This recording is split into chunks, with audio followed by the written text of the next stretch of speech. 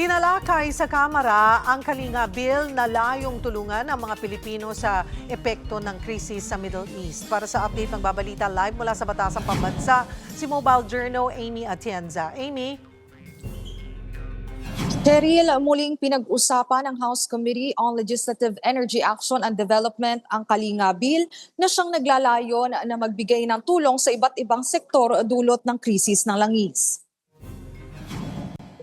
Nakapaloob sa Kalinga Bill ang pagbibigay ng proteksyon para sa mga consumer, manggagawa, empleyado at transportation sector. Ayon kay House Speaker Bogie D, layunin din ng panukalang batas na mabigyan ang Pangulo ng mas mabilis at maayos na response system sa ganitong mga panahon. Sa isinagawang pagdinig ngayong araw, ipinakita na ng iba't ibang ahensya ng gobyerno ang kanilang suporta rito. Pero idinidiin din ng Department of Interior and Local Government o DILG ang kahalagahan ng local government units dito. Katanungan din umano sa kanila kung kailan nga ba tatagal ang implementasyong ito. Hindi pa rin daw nakikita sa nasabing panukala ang gampanin naman ng Philippine National Police na makatutulong sa public safety at peace and order ng mga Pilipino.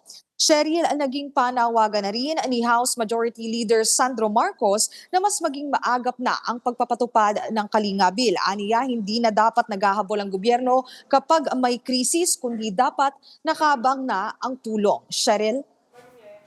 Amy, may mga nakaschedule daw na pulong ang National Unity Party ngayon kung magkakaroon sila ng stand sa impeachment ni Vice President Sara Duterte. May update na ba dito?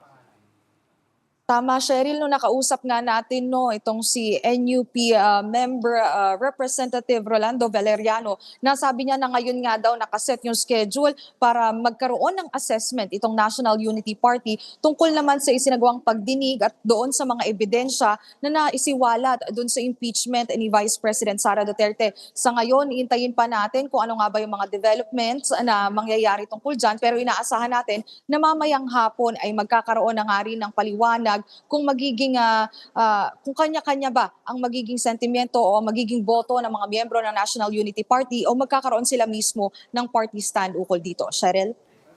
Maraming salamat, Mobile Journal Amy Atienza.